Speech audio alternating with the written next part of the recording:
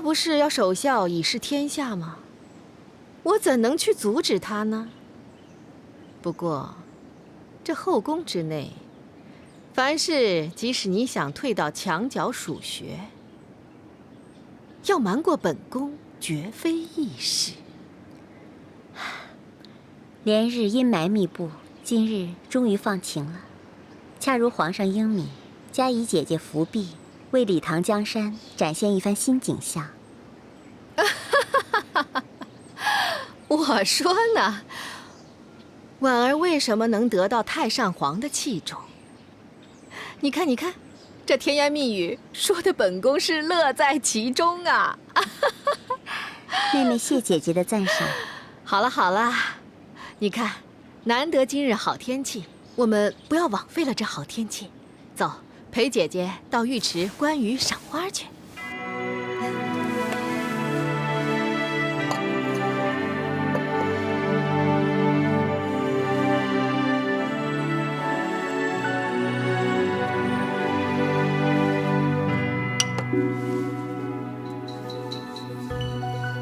蜂蜜滋润，娘娘的一双玉手愈见白滑了。我这双手比起太上皇的手还差得远。太上皇齐贺之年已届80，论肌肤凝脂，娘娘岂有不及之理？太上皇拥有一双翻手为云、覆手为雨、掌控荣辱生死的手。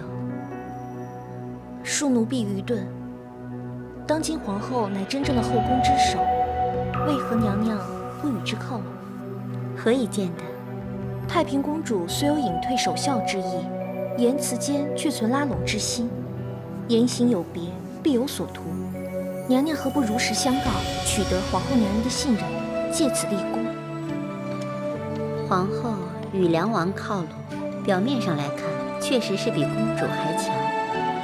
但是二人各怀鬼胎，心思有异，看来合作未必能够长久。如果公主真能退一步忍一时，假以时日，扭转乾坤也未必是不可能。可是皇后为娘娘牵红线、分嫔妃，以姐妹相称，既同坐一船，娘娘理应站在皇后这一方。良禽择木而栖，良将择主而事。娘娘的意思是，皇后并非良主。昔日太上皇不耻皇后，就是说其胸襟狭窄，将来难以成大事。更何况，知人善任的太上皇，对我和张昌宗的事，一直都是耿耿于怀。试问，猜疑善妒的皇后，又怎么会和太上皇的亲信而亲近？怎么会善待于我呢？本娘娘之所以得宠，那是因为皇后身边没有一个可靠之人。要是有一天皇权大定，皇后肯定会铲除异己。那这么说，娘娘岂不是伴君如伴虎？这个道理，从我第一天入宫就已经知道了。如今的形势，是皇后胜还是公主胜，还不确定。在还没有看出来胜负之前，我就务须表明我的立场，所以也不用说出公主的用心。对皇后而言，进可攻，退可守；而对公主而言，我可是卖了一个人情，可以左右逢源，我可是立于不败之地。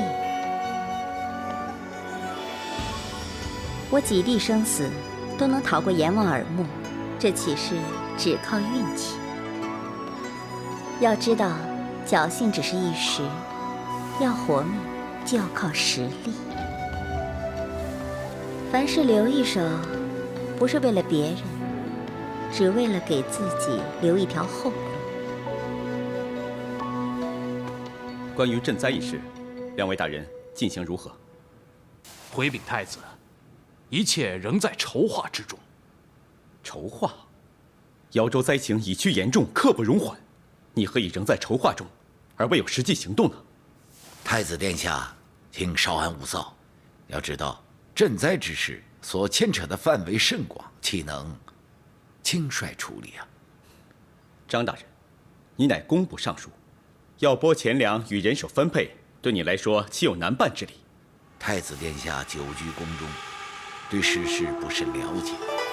要知道，如今李唐天下刚富，税收未补，国库空虚，再加上边陲战患连连，军饷短缺，何况是粮食？是啊，所以如今天下处处是灾区，并不是我们不想赈灾，实在是无能为力呀。你们两个你一言我一语的，是在指责本太子自讨苦吃，明知不可为而为之是吧？微臣不敢。你们两个心中还有没有我这个太子？请太子息怒，微臣只是将民情如实上达。太子若有不满，可以禀明皇上，撤换微臣。但是，方今天下民情国情如此，就是换了其他人，恐怕也不能有所作为。你。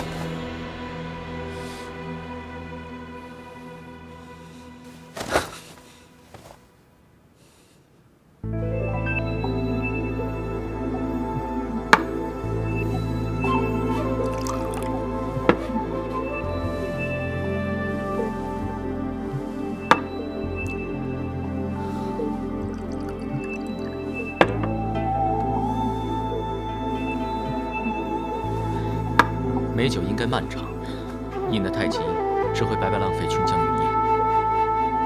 今夜把酒，言欢献凤。充军，只求一醉。你就算醉倒今夜，可是他朝又将如何？如今乌云遮日，奸佞当道，以至于政令不行。你以为我李氏大唐还有明天吗？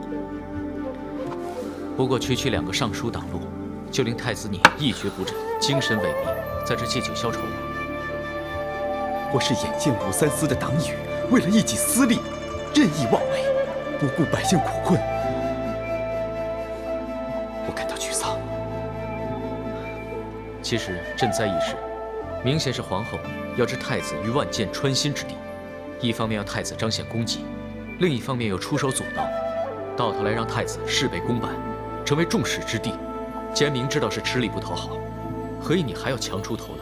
明知山有虎，偏向虎山行，你这又是何苦呢？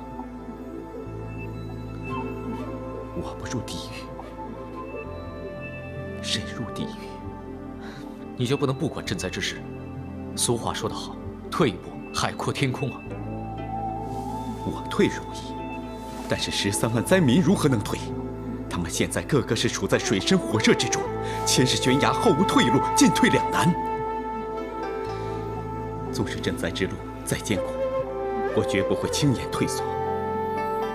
而今父皇、母后只懂争权暗斗，如今皇姑隐退，恐怕也是皇后以及武三思所为。公主深藏不露，我估计她的心计只限于皇祖母一人。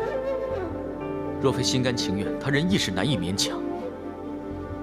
皇后多多降礼，皇姑为求自保，假借守孝之名以避疾风。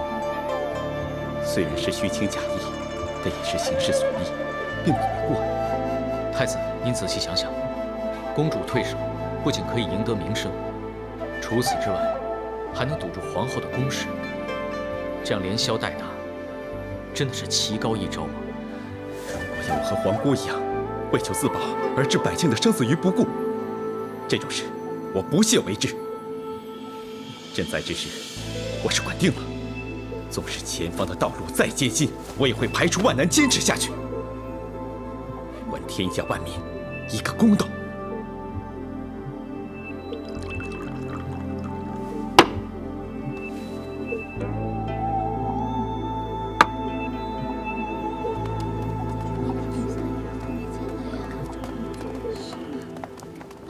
小马哥，哎，孟福，我弄了一些淘金娘粮果，你姐姐啊特别喜欢吃这些小吃。那我代姐姐谢谢你了。哎，孟福，最近你在太子府那儿怎么样？有没有挨骂呀？太子呢，最近忙于赈灾，每天都东奔西跑的，他根本就没有闲工夫找我麻烦。啊，那就好，难怪你看起来心情很好啊，笑容满面的。哎，姐姐呢？这时候他应该回来了呀，小鱼他们也没有看到呢，真奇怪。我看他们是去练习去了吧？练习？是啊，牵钩大赛啊！皇上下令全部的宫女都要参加比赛，这么大的事情你不知道啊？没有人说过啊。那姐姐也要去吗？哎，她不用去。我告诉你啊，牵钩练习好辛苦的，耗费精力不说，碰撞扭伤是常有的事情。而且宫规规定啊，参加者必须是40岁以下的宫女。不过呢，皇族宗亲的宫婢奴才就不用去参加了。正所谓一人得道，鸡犬升天。孟凡伺候的是安乐公主，自然就不用去比赛了。那我是太子宫的人，是不是也不用去了？啊？那姐姐呢？这个时辰是宫女们练习的时候，我想你姐姐去看他们去了。姐姐一定又人性大发，这是她的老毛病，一直都改不掉。哎，这个也是你喜欢吃的。谢谢。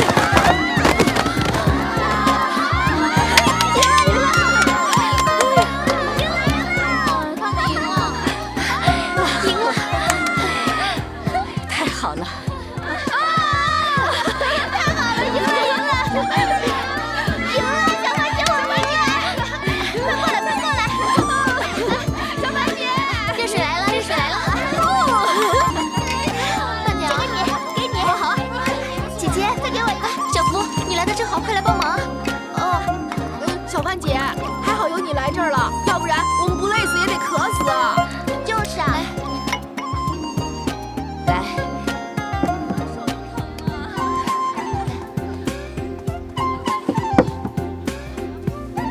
慢慢喝，我还要。真羡慕你们两姐妹，不用受这种苦。你们先在这里休息一下，我去看看其他人。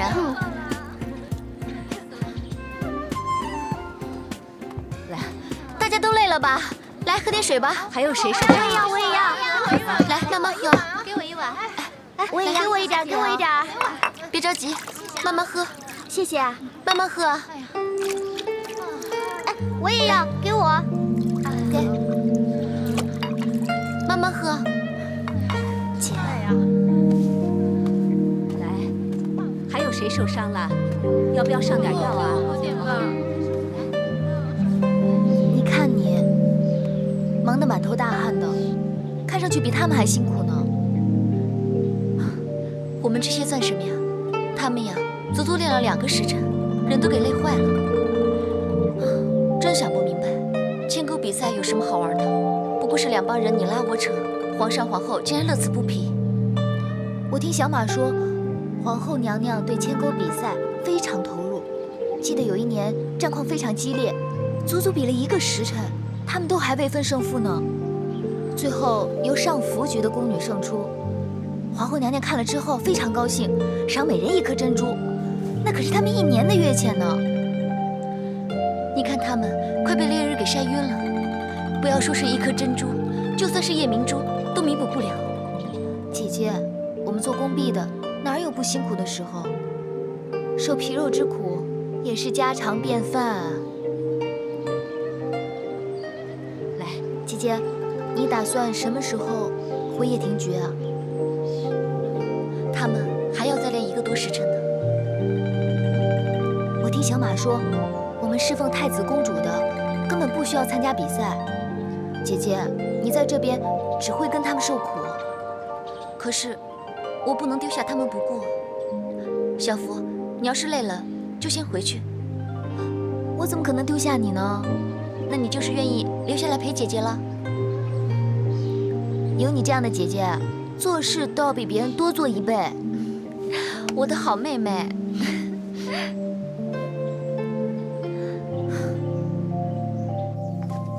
姐姐，你真是多管闲事，明明可以置身事外的呀，偏偏还要插一手。小鱼他们又不是外人，看到他们受苦，我又怎么能袖手旁观呢？你呀，就这脾气改不了，事事关心，不怕招惹麻烦上身啊。姐姐我啊，是金刚不坏之身呢。奴婢参见昭容娘娘。免礼。谢娘娘。谢娘娘。孟凡，你看起来憔悴疲累，凤阳阁的日子很难过吗？公主待奴婢很好，只是奴婢这几天精神欠佳，请娘娘不要误会。那安乐公主她好吗？公主她很好，谢娘娘关心。本宫听闻早前公主欠安违和，食不下咽，幸得你照顾，方能进食，不知可有此事？那一切已经过去，如今公主身心康泰，福泽绵长。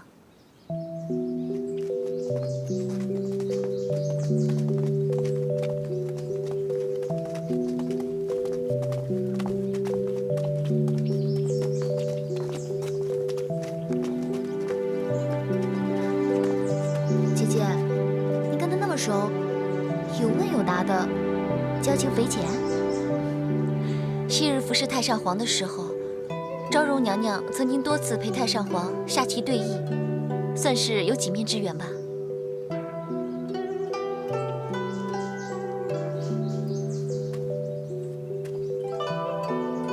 上官内舍人，本是宫婢出身，之后做官，如今又当上昭容娘娘，这山鸡可以变凤凰，绝对是奴婢的最佳典范。娘娘知识渊博，机敏睿智，蜕变并非偶然。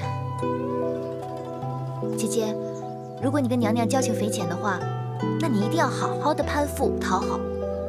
如果她可以做你的靠山，那你在宫中，每个人都会对你刮目相看。我们在宫中为奴为婢，应该做好分内之事，尽心尽力，这才是求生之道。太上皇曾经说过，在宫中如果要生存的话，就一定要有靠山；如果要生存到最后的话，那就一定要找最大的靠山，这是宫里不变的法则。再高的山也有崩塌的一刻，只要我们把握好自己，就可以掌控命运。可是，有权的人说一句话，就可以要你的性命。当我们踏进宫那一刻，我们就已经丧失了怎样死的权利，但我们可以决定如何活。现在，你如果借势靠拢，狐假虎威，一旦风向逆转，山崩地裂，你可能会受他人牵连，为他人陪葬。但是，只要识时务，找到靠山，那就可以避免啊。可是如今，最大的靠山就是皇上，你如何能靠？傻妹妹，被姐姐说的没话说了吧？不理你。哎，小福，你呀，鬼脑筋现在越来越多了。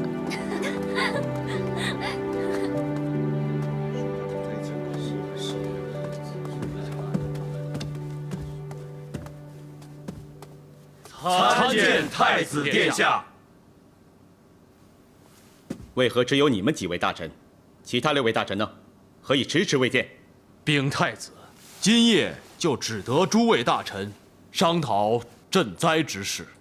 除了疾病待亡，眼前还有什么事情比赈灾更为重要的？太子殿下，其余大臣政事繁忙，以致分身不暇呀。政事？为皇后举办牵钩比赛，此为政事？这个……算了。先前何大人说过，国库空虚，以至于赈灾事有心无力。本太子亦考虑到各位大臣的难处，所以我已经决定，此次赈灾不动用国库，该由各位大臣捐献筹款赈灾。筹款赈灾，这没错，各位大臣位高权重，一心为国。如今国家有难，本太子相信各位大臣绝对不会袖手旁观。正所谓一人之力虽弱，但合众人之力则强。臣为官清廉，哪来多余财产捐献呢？是，微臣一家上下64口，全仗朝廷俸禄，实在是无力捐献啊。此事还请太子殿下三思啊！够了！皇后举行牵钩比赛，你们是个个一呼百应。本太子要你们捐献，你们一个个找理由找借口。罢了，此事本太子自会处理，无需你们帮忙。这，你说这帮不上。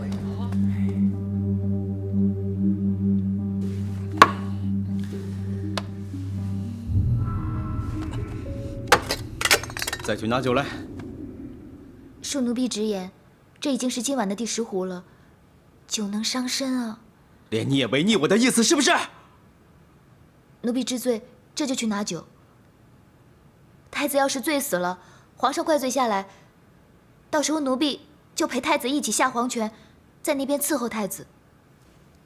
回来。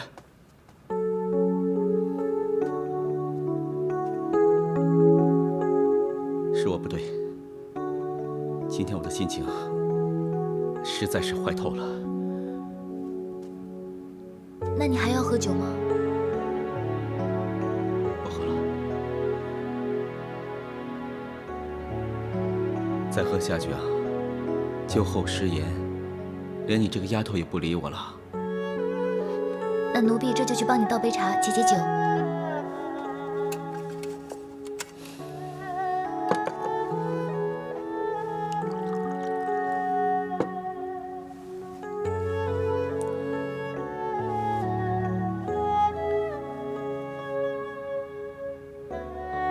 怎么了？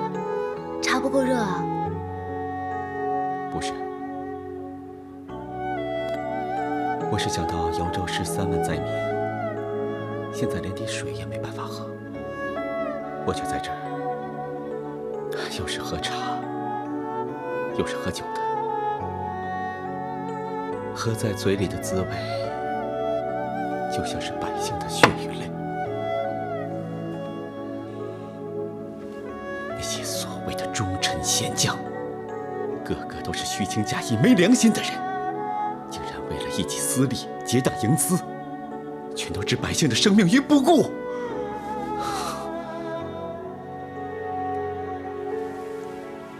太子这样埋怨诉苦，也解决不了问题啊。不是我不想解决，是有人不想。我一心想为百姓做事，却处处有人对我绑手绑脚，对我百般刁难。好不容易能够往前100步，却被逼得倒退50步。这样下去，何时才能到达终点呢？其实他们不过是因为皇后还有梁王的势强，所以顺从他们而已啊。其实太子不如借助他人的力量来帮自己声威。可事到如今，连龙基都帮不了我，还有谁人能帮？要想在宫中活得畅快，那就要有靠山。山越大，势就越稳，而宫中最大的靠山就是皇上。父皇？孟夫相信，狐假虎威，借势壮声威，这招是万试万灵的。太子认为呢？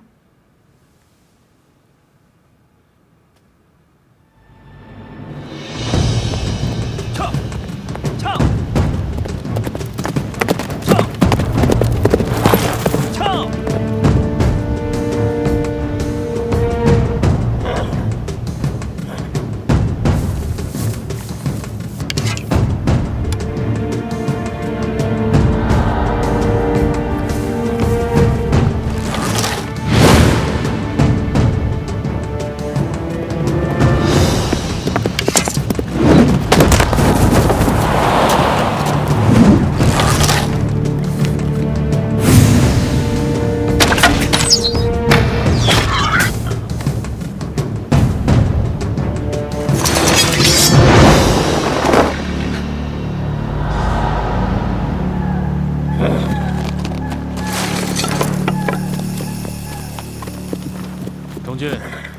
剑法呀？此乃父皇教导有方。过分谦虚就是虚伪，你的能力朕是知道的。谢父皇。可惜，母后并非如此认为。国纲大定，皇后既要统领后宫，又要替朕分担政事，身兼数职，有时候难免心浮气躁。儿臣知道母后辛劳。想当初朕被幽禁的时候，皇后吃了不少苦头，这番情谊，朕知道她是发自内心的。儿臣明白，我从来没有质疑母后对父皇的心意，只是母后她对儿臣多加逼迫，着实令儿臣。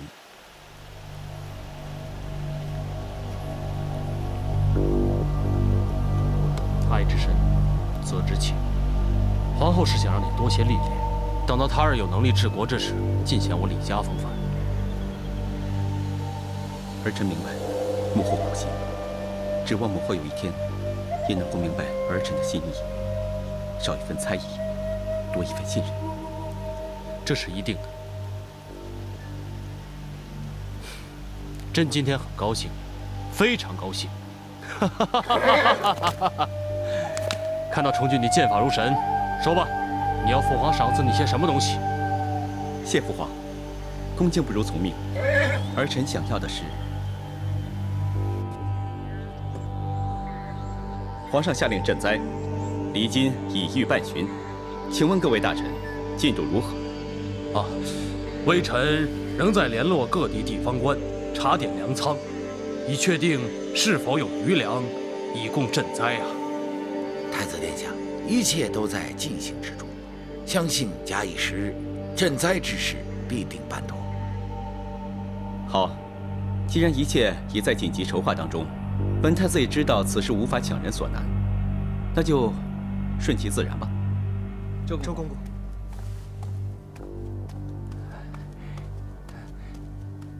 奴才叩见太子。周公公，所谓何事？禀太子，皇上得知太子为赈灾一事劳心劳力，故命奴才前来送与珍宝，以慰太子辛劳。父皇赏赐儿臣的？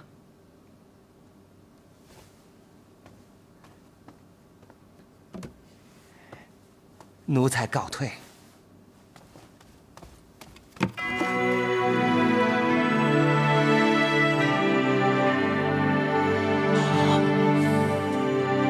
是金缕玉带枕。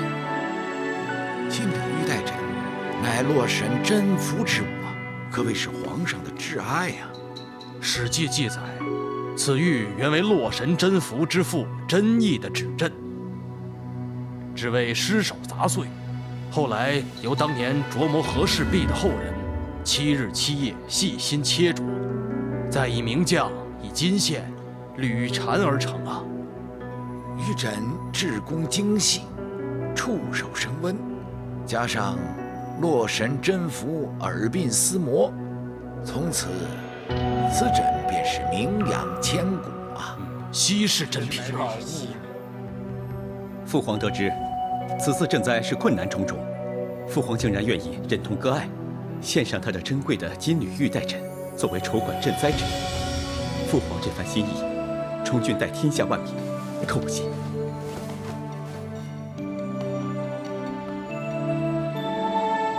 诚如各位所见，父皇对于这次的赈灾是极为重视的。倘若有任何人办事不力，必会遭到父皇最严厉的惩罚，知道吗？臣已通报各地州府，运送粮饷到城外雍州，聚集赈灾之物。臣即刻前去亲自督导，相信不久之后即会有成果。救人如救火，刻不容缓。臣等先行告退。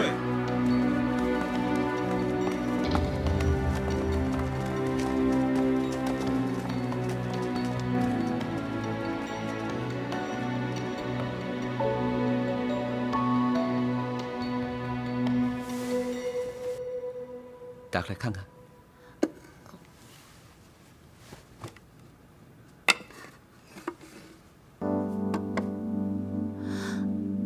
这是送给你的。这对金花钿，如斯贵重，奴婢何德何能，可以承受这么贵重的礼物呢？这是你应得的，要不是因为你，赈灾一事至今还未办成呢。奴婢跟赈灾有什么关系啊？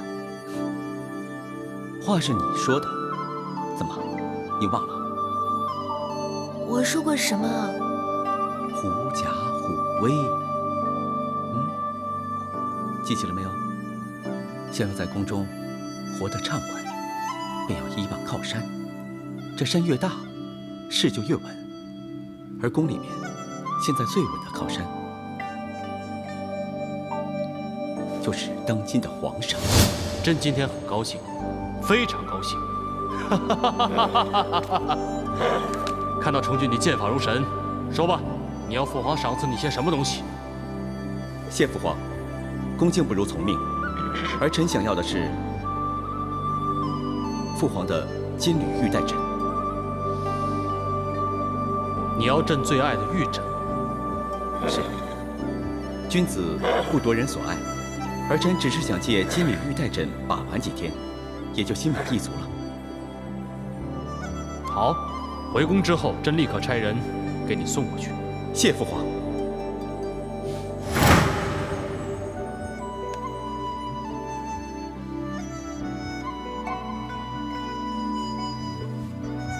凤儿，要不是你一言惊醒，本太子绝对想不到狐假虎威这个好办法的。能够帮上太子，是奴婢的福气。也正是因为你，瑶州的13万灾民总算可以有2餐温饱，这么大的功德，跟一个小小的金花殿比起来，还真是微不足道。不如今晚太子就用这玉枕来伴你入眠，一定可以睡得很香甜的。不了，我马上就要启程，到城外的雍州府去点收赈灾需要的东西，然后就要马上赶到瑶州赈灾。想有个好眠，恐怕也得好一阵子呢。那太子可得小心保重。我会的。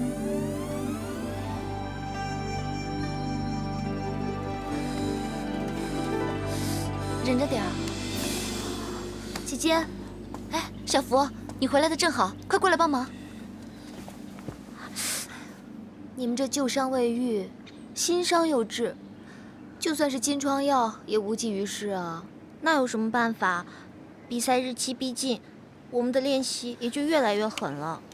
真是完全不要命了。我们呀，整整练了1个月，累得我连握筷子的力气都没有了。再这样下去，恐怕我这双手都要废了吧？哎呀，小福姐，你轻一点嘛！对不起啊。哎呀，你只是双手嘛，我可是累得浑身都要散架了。有这么夸张吗？你又不参与其事，你怎么知道其中的苦楚啊？哎呦，真是好羡慕你们姐妹俩，哪来这么好的运气，可以不用受这样的苦。是啊，最近的确是蛮好运的。看你这么开心，发生什么事了？总之就是有好事啊。听说太子赈灾得力，难道是太子心情大好，奴婢宫婢都有得益？那是当然的呀。太子呢，对我越来越好，只要他继续努力的话，那我这靠山就越来越稳了。周公公，你怎么来了？我是来找孟福的。找我？什么事啊？明早开始，牵钩比赛的练习，你也要来参加。为什么？皇族宗亲的奴婢们不是可以免了的吗？谁说的？你们要不要参加比赛，那全是随意挑选的，连太平公主的宫女也要参加。那姐姐要参加吗？今天只选你一个，明天的事儿谁管得了？这不是存心针对吗？小福，皇族宗亲也有得宠和不得宠的，在宫中，主子的喜恶就是宫规，这点道理，你们都不懂吗？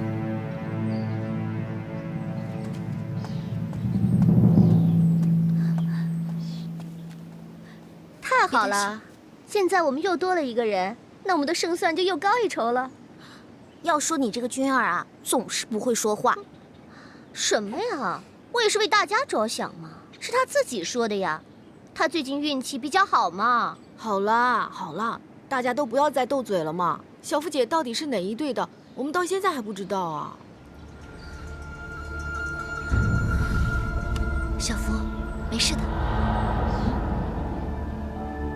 公主，公主，公主，救救奴婢，救救奴婢呀！这恐怕都是皇后的主意，本公主也爱莫能助。蓉儿已经听说有数十个宫女经受不住牵钩的折腾，不是断了手就是跛了脚。要是蓉儿去参加比赛的话，肯定坚持不住3天的。请公主为蓉儿做主啊！你以为单凭我一句话，皇后就会善罢甘休吗？皇后多疑善计，对于本公主的退隐守孝之名并未全信，所以才会故意叫你去参加比赛。她是要敲山震虎，目的就是为了试探本公主的退隐之心。要知道，这只不过是一场比赛，要是本公主也插手其中，那退隐之名不攻自破。所以这一次只好委屈你受点苦了。公主，如果真的是小小苦楚，奴婢又有什么所谓？只怕是皇后为了诱使公主出手，牵钩只是开始，往后还会变本加厉，加害奴婢。如今蓉儿命在刀口，公主你一定要救救蓉儿啊！你就不要杞人忧天了。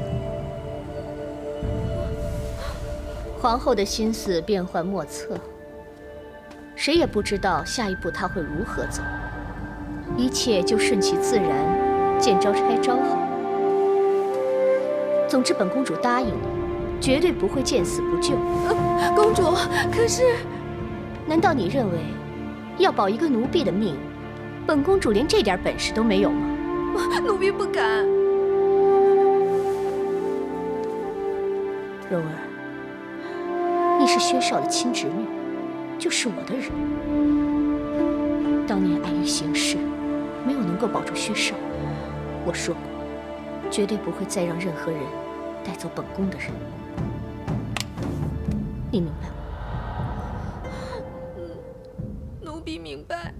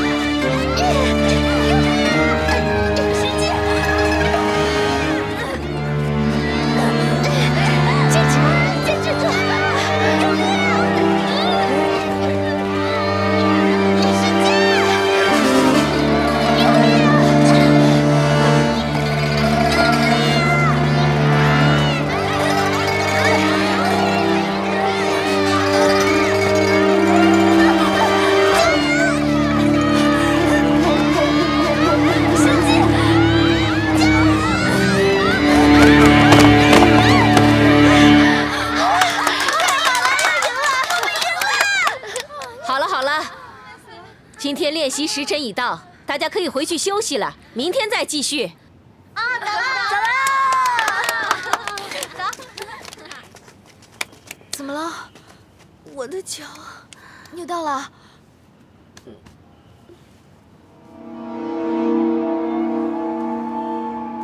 你呀，要不是因为你，大家就不会输了。我又不是故意的，我已经很尽力了。尽力？我看你是故意的。哎，你没看到他扭到脚啊？你看他的脸都青了。你这算是替他出头了。我知道你是伺候太子的孟福，和他们是一伙的。是又怎么样？刚才我就觉得怪，你一点都不使劲，你是故意让对手的。我如果是故意的话，干嘛皮破血流啊？让，是这样的吗？总之，要不是蓉儿你跌倒，你孟父不尽力，我们就不会说。是，全是你们坏蛋，连日来上10局都不是我们的对手，如今你们来了，我们就输了，还不是你们的错？个人问题，都是你们的错，都是你的错，就是你们，就是你们的，怪你，都是你们的错，怪你，就是你的错，就是你的错，怪你，不是我们的错，怪你，都是你们的错。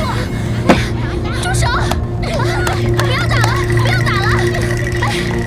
不要打了，不要打了！你们怎么打人呢？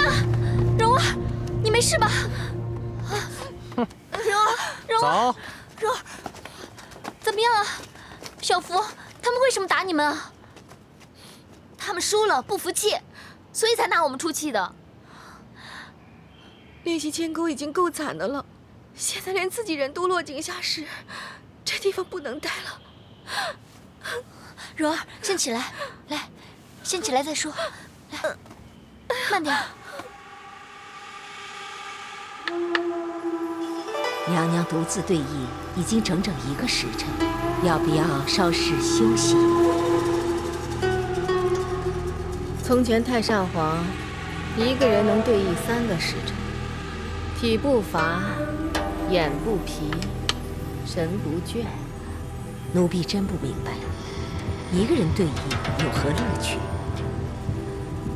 这个呀，恐怕上官婉儿最明白。娘娘何不招昭容娘娘陪你对弈，以增其乐？本宫对她的心思仍未摸透，不想与她太过亲近。奴才叩见娘娘。吩咐你的事办妥了吗？一切按娘娘的吩咐。牵钩训练期间，奴才让宫女们故意挑起事端，趁机对蓉儿拳打脚踢。好。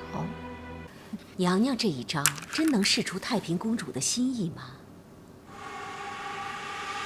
有道是打狗还得看主人的面呢。蓉儿是太平的心腹，如今看她如此，很难憋得住。但说到底，蓉儿充其量只是一个奴婢，太平公主岂会为她出头啊？哼，她会为薛少出头。死去的驸马爷，蓉儿是薛少的侄女儿，这太平呢，与薛少又是感情深厚。若不是太上皇拆散鸳鸯，如今人家还是夫妻恩爱呢。难怪蓉儿能常伴左右。我看太平只是假意隐退，他看蓉儿如此受罪，怕是不会坐视不管的。娘娘是要引蛇出洞，让太平的奸计不攻自破呀。本宫就是想看看他的隐退之意到底有多坚决。所谓看淡世事，难道连蓉儿的生死他也会不管？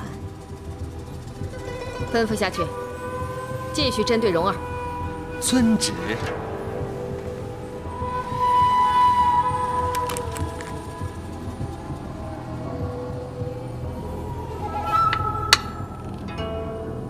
哈，围死了！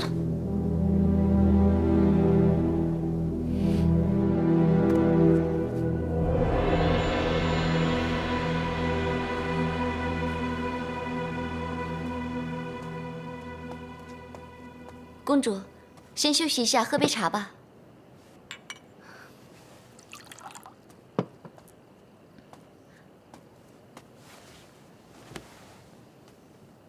公主请。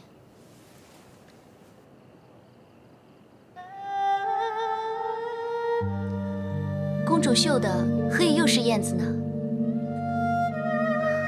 燕子有何不妥？没什么。只是奴婢每次看见公主绣的都是燕子罢了。我被困囚笼，被逼劳燕分飞，忘情弃爱，能够绣出来的不是燕子，是什么？公主，小凡，你可知母后对樊大哥作何处置？为何迟迟都没有消息？奴婢已经四处打听，只是碍于身份，不能太过张扬。我昨晚梦见樊大哥一身鲜血，走过来对我说：“阴阳相隔，叫我不要挂念。”梦境又怎么可以当真呢？公主请放心，孟凡很快就会有樊大哥的消息了。真的吗？公主记得吗？奴婢有个好朋友叫小马，他门路广，人脉多，只是最近忙于牵钩比赛，所以无暇打听。是吗？公主，奴婢有个不情之请。你说，皇后娘娘要举行牵钩比赛，终日训练，宫女们苦不堪言。奴婢恳请公主向皇后娘娘求情，停办比赛。我也知道牵钩劳民伤财，但是母后跟父皇对此事又乐此不疲。皇后娘娘喜爱牵钩比赛，但是最疼爱公主，只要是公主所愿，皇后娘娘一定会办到的。我最希望得到的，母后偏偏办不到。公主，你知道我向来不过问宫中事务，不过为了你，我就试试看。无论结果如何，奴婢先谢谢公主出手相救。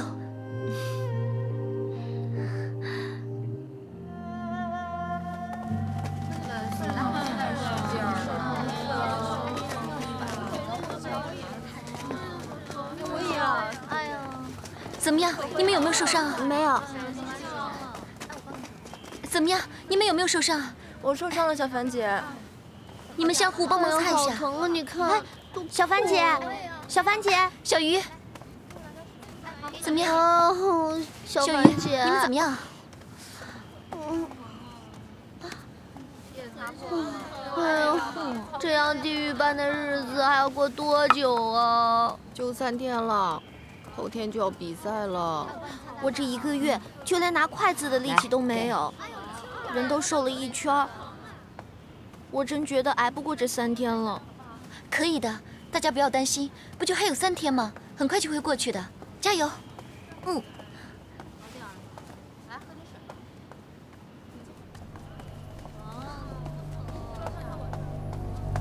小福，你怎么样？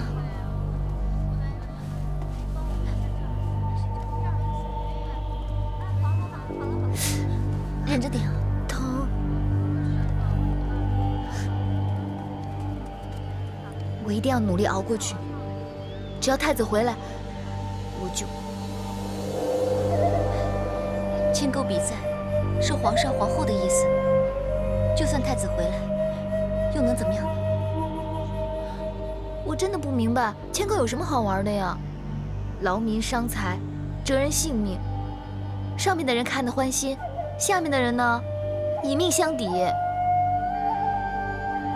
从我们进宫为奴婢开始，我们的命就已经卖给主子了。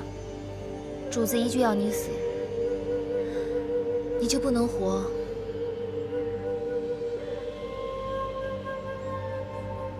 我从不相信命，委曲求全这么多年，绝对不能半途而废。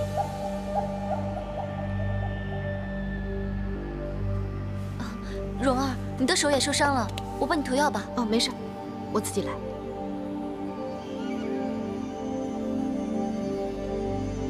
你上回受伤的腿，我看看。没事，不需要你管。孟凡，你过来帮帮忙！哎，我这就过来。小福，蓉儿呢？她往那边去了，应该是去茅厕了吧？茅厕不在那边啊，那不是出宫的路吗？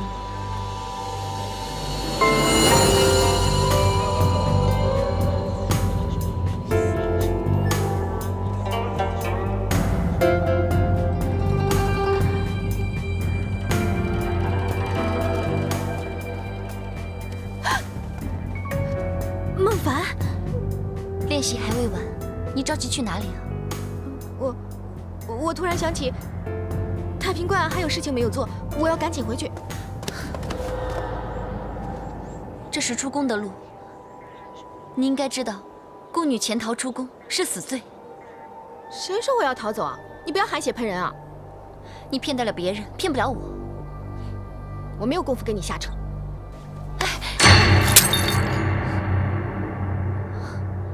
你还说你不是要逃跑，那你干嘛戴那么多金器首饰？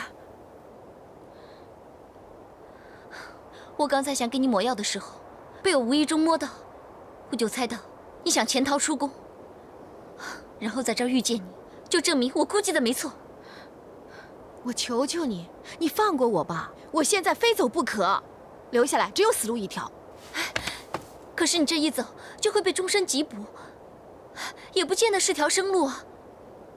命是我的，我要自己做主，绝不能坐以待毙。到底是谁要加害于你？你非要走不可。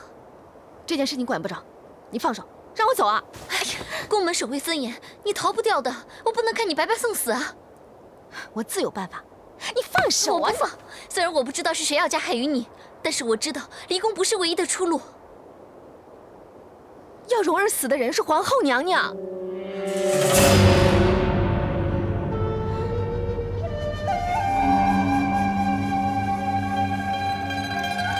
他为什么要这样做？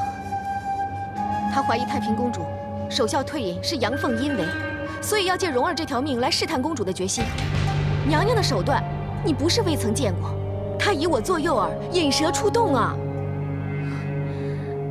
太平公主是进退两难了。宫中尔虞我诈，纵使公主视我如亲人，可是人不为己，天诛地灭。公主总不能为了我而死吧？所以，我是非走不可了。除了逃走之外，不是没有别的办法。你有办法？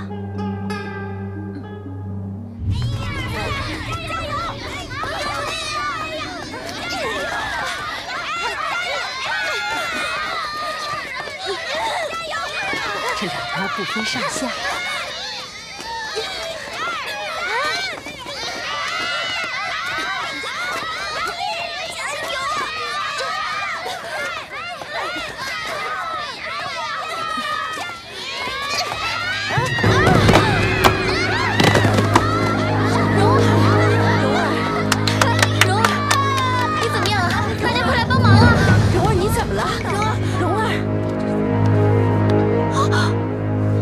什么红疹啊？蓉儿应该是病了。哎呀，我先前得过这种病，满脸满身就是这个样子。会传染吧？哎，快快快！你们几个把他送到安寿堂。今天的练习到此为止了。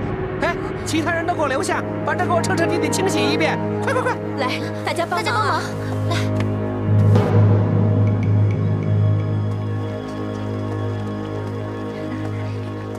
小芳姐来啦！啊，来了。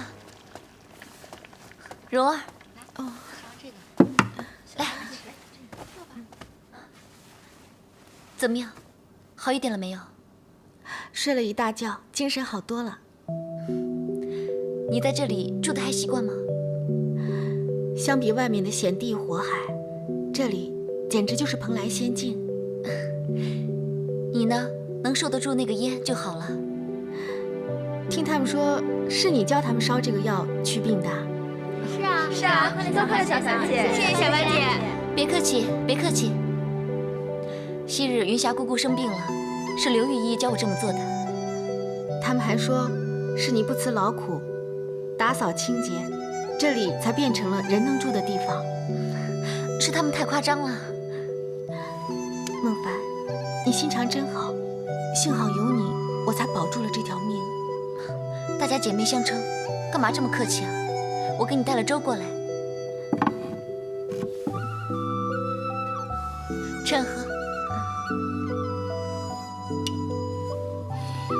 好香啊！啊，我还做了糯米糕给你，一定要吃。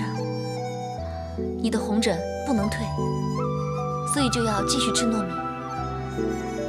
以前我还讨厌一吃糯米就起红疹，没想到现在却是这病。救了我的命。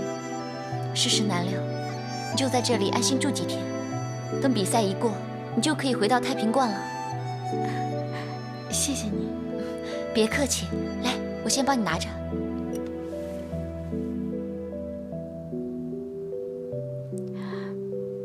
香吗？来。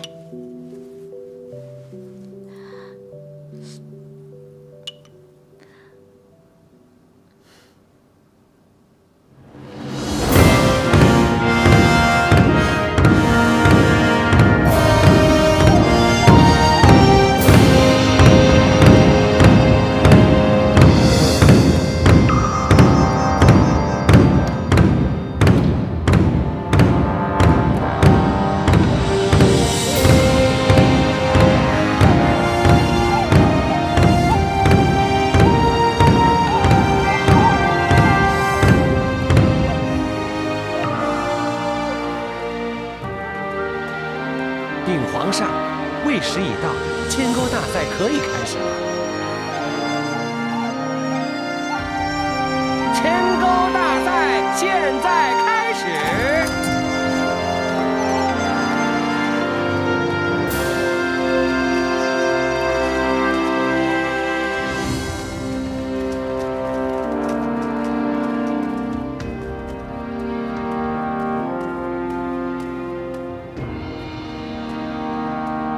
你们4支龙凤呈祥队将分别与抽到相同数字的队进行比赛，得胜的最后2个队将进行最后的比赛。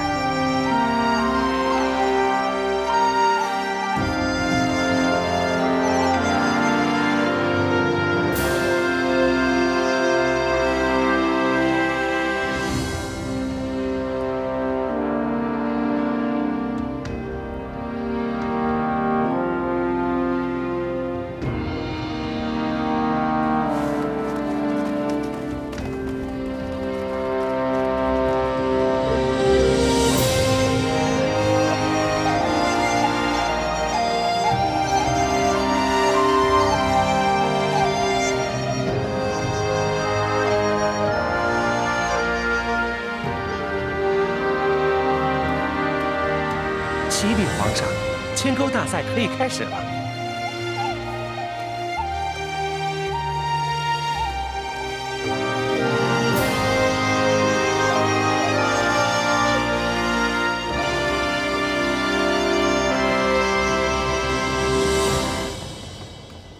牵钩比赛开始。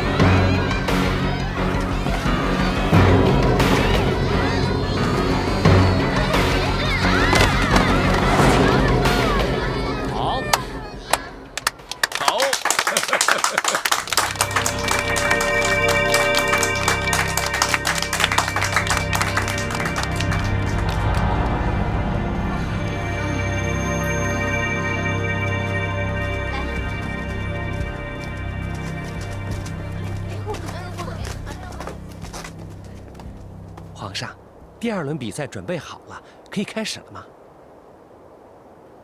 是。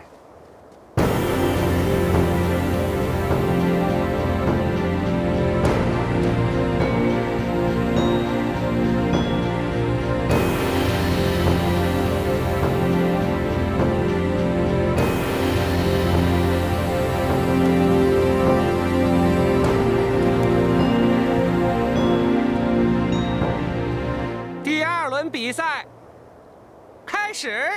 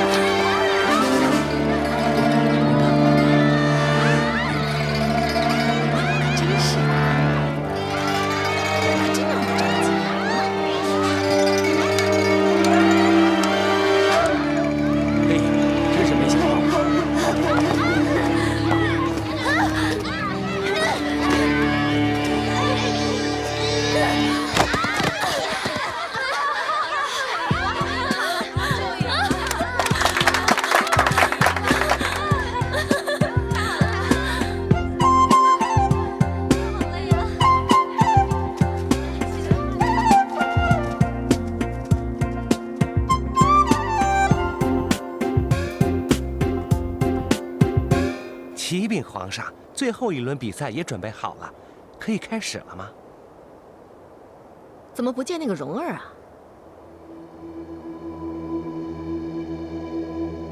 回娘娘，蓉儿罹患恶疾，四肢长出红疹，现在安寿堂治疗。有这么凑巧吗？奴才亲眼所见，恐怕不会作假。好。今年的赛事果然精彩万分，朕看得非常高兴。好啊，难得今天皇上如此雅兴。那，哎，皇上，那还不如下注。哎，皇后赌哪一队？我看呐，一定是龙队胜，臣妾打龙队赢。皇后下注龙队赢，好，那朕就下注凤队赢。好。婉儿，你呢？我只对下棋有兴趣。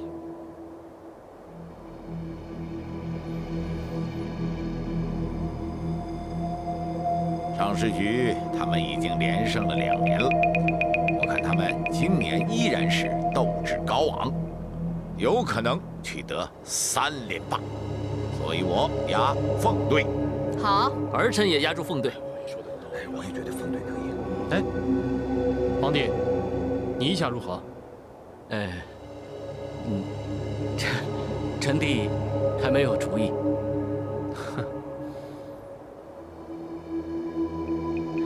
现在看来，胜负皆有主。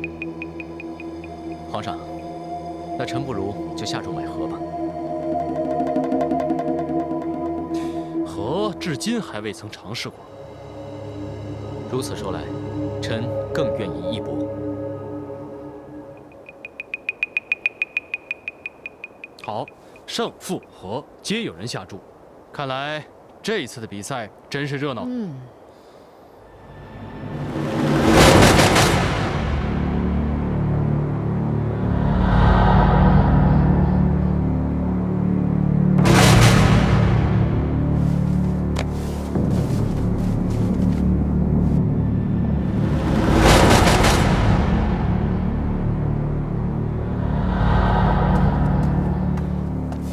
禀皇上，时辰已到，最后一轮比赛可以开始了。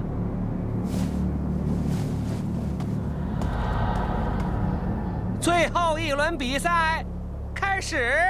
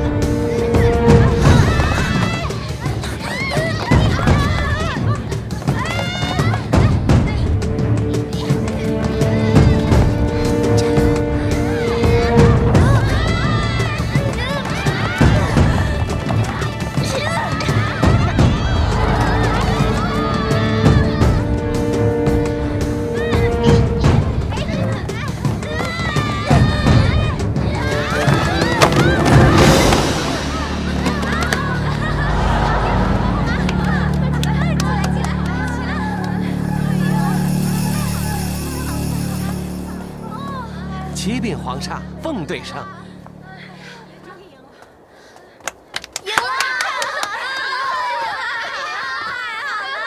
好，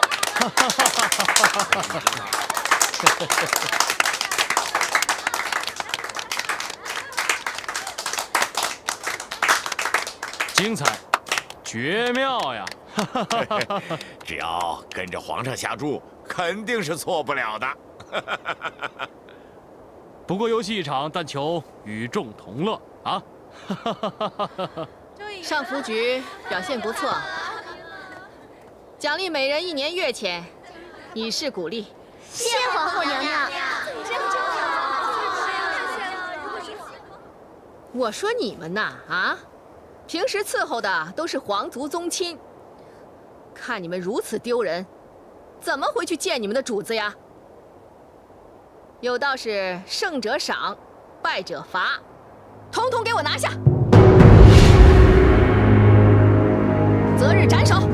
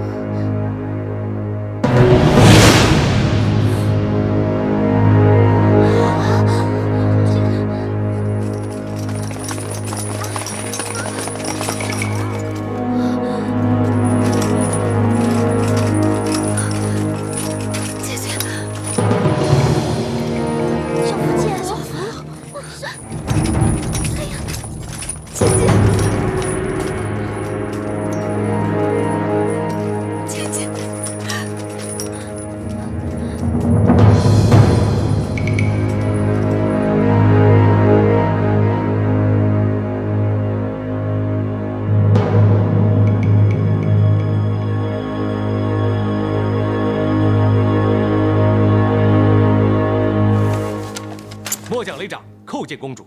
如何？皇后娘娘下令，要把牵钩比赛输掉的一队全部都斩首。那么，蓉儿怎么样？皇后娘娘明言，谁都不能幸免，就连抱病在身的蓉儿也被抓进了天牢，等候处分。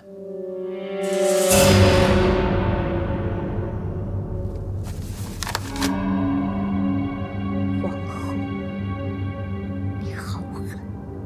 公主，皇后娘娘此举分明是有心针对公主，让公主进退两难。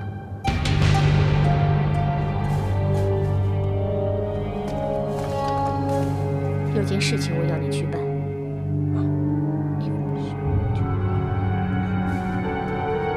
遵命。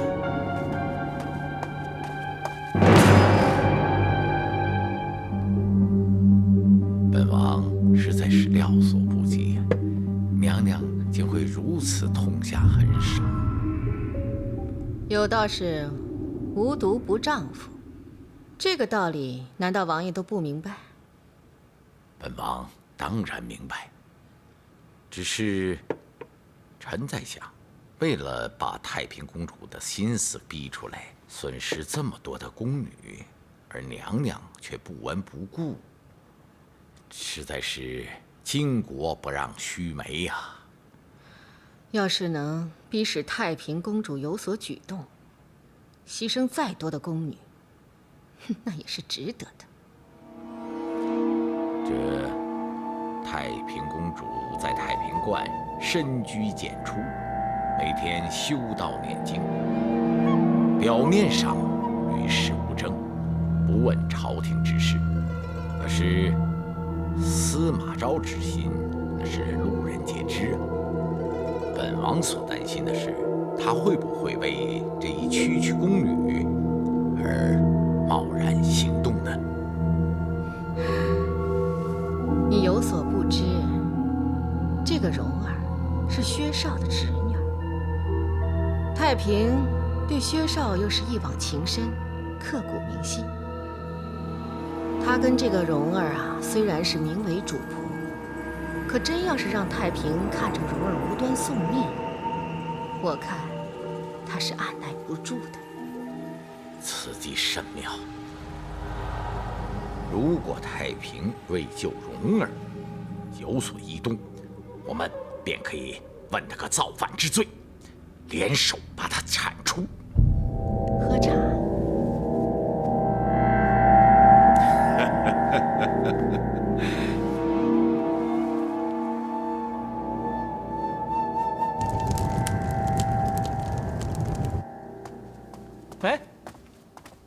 小马，你来干什么？一点心意。有劳了。行，跟我来吧。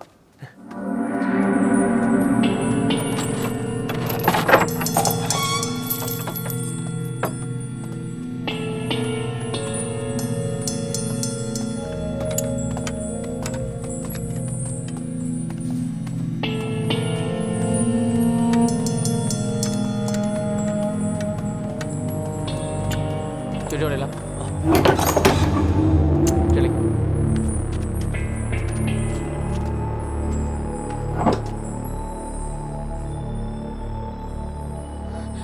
小福，小福，姐姐，小福，小马，小福，你怎么样？你没事吧？姐姐，我不想死，我不想在这里，你救我好不好？你不会死的。小福，你别激动，我们会想办法救你出去的。对，无论如何，姐姐都会救你出去，一定会带你离开这里。小福，我做了你最喜欢吃的菜。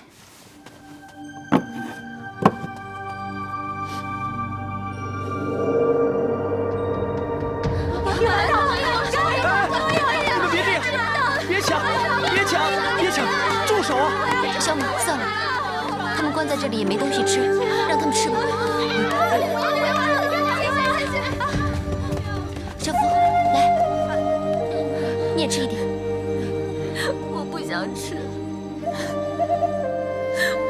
为什么要杀我们？我们又没有错。皇后娘娘为什么要这样对我们？为什么要置我们于死地？嘘，小点声，让狱卒听见，麻烦就大了。我不想死，姐姐，我不想死。小福，你不会死的，你一定不会死的，不会的。孟父，你别那么激动，事情没有那么糟糕。是皇后娘娘开的金口，她一开口，有谁可以改变？小福，你还记不记得我们刚刚进宫的时候，你不是也做错了事，也被皇后娘娘责罚吗？记得，那时候是姐姐帮我求情的。皇后娘娘，她只罚我日夜打扫2个月而已。如今呢，就算姐姐豁出去，赔了自己的性命，我也一定会带你离开的。姐姐，你跟宫里的人那么熟，你跟安乐公主又那么好，不如你求安乐公主，可不可以让皇后娘娘开恩，不要杀我们，好不好？小福，我会的，你放心吧。来，你先吃点东西。小福，吃点东西吧。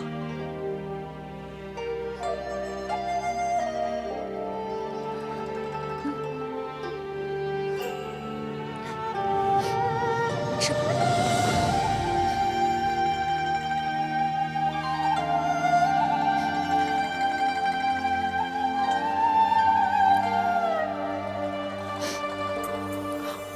吃慢一点。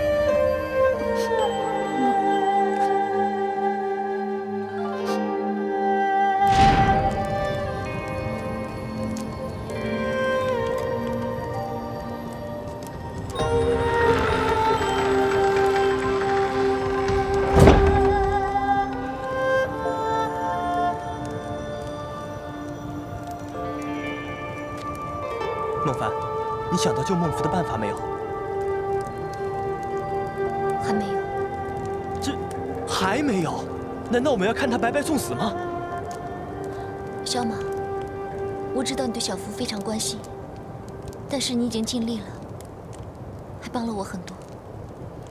接下来的事情，你不用再管了，就由我一个人去做吧。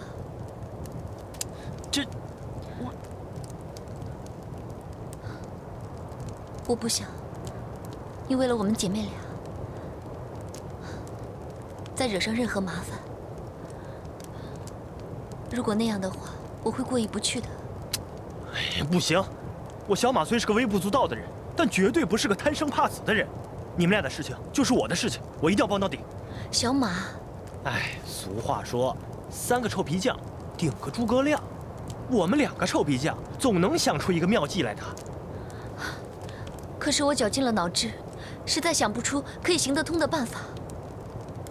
我觉得实在不行，还是像孟福说的，你可以去找安乐公主，向她求情，万一皇后娘娘开恩呢？我也曾经这样想过，只是安乐公主她不一定会答应，而且皇后娘娘也不一定会听她的。不如我就直接去求皇后娘娘。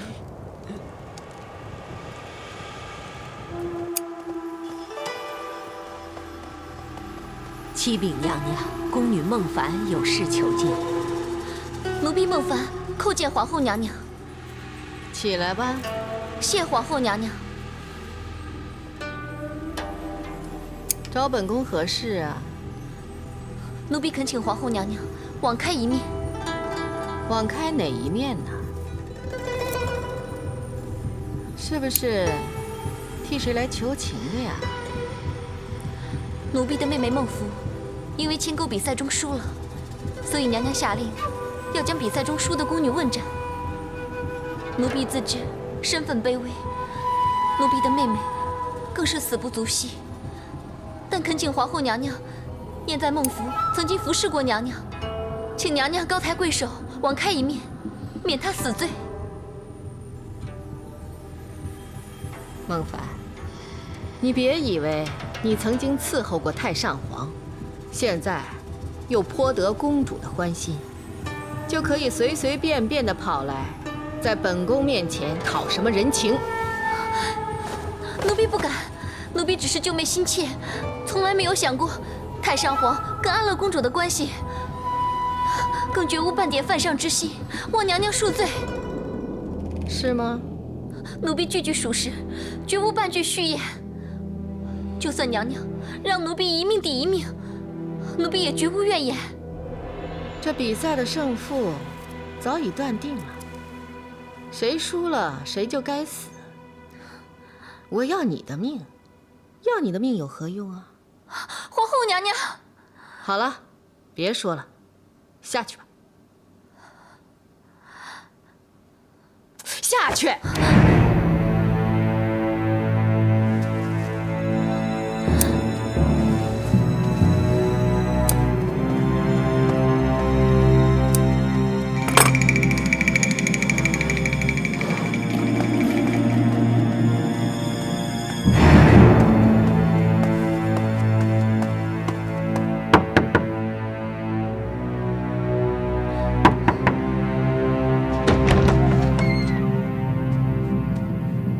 干什么你？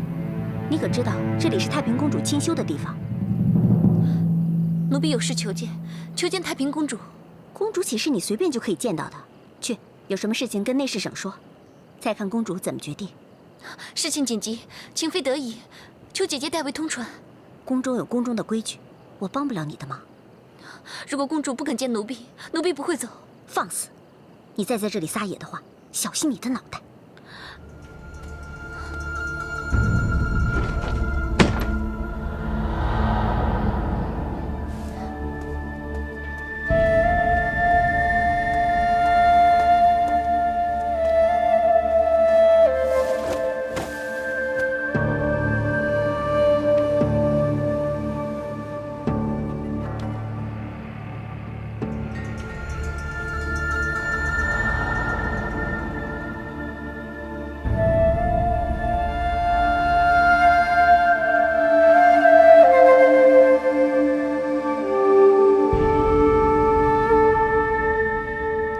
这是平水珠茶当中的蝶木，上个月刚从浙江送来的贡品。上月皇兄送我古井贡酒，今天我就以茶代酒，以作谢礼。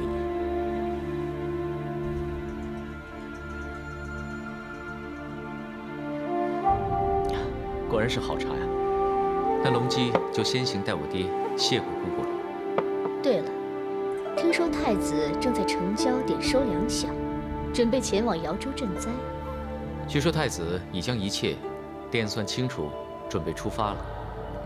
此去路途遥远，吉凶难料，还望太子能平安归来。突厥吐蕃虽然进犯瑶州，不过太子身边有兵马守护，沿途又有各州府照应，相信不会有事的。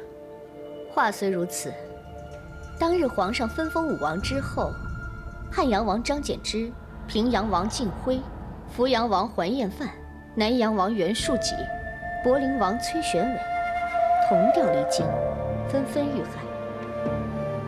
这一路上真是很难太平。五位王爷确实不幸，不过此一时彼一时，相信太子是不会有事的。何谓此一时彼一时？当日扶阳王不满皇后临朝干政，平阳王奏请将武氏诸王围攻，五位王爷处处和皇后作对。今天太子也和皇后针锋相对，这二者有分别吗？自从懿德太子死后，皇后就没有亲生儿子。就算太子有什么不测，地位也落不到他的子嗣身上。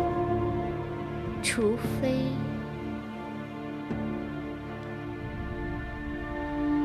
究竟我大唐要到什么时候才能安享太平？那就要看姑姑您什么时候才能还朝辅政了。我只是一介女流，除非得到你的辅助，或许我还可以有一番作为。姑姑实在是太客气了。龙吉一向幼承庭训，事不三思终有悔，人能百忍，自无忧。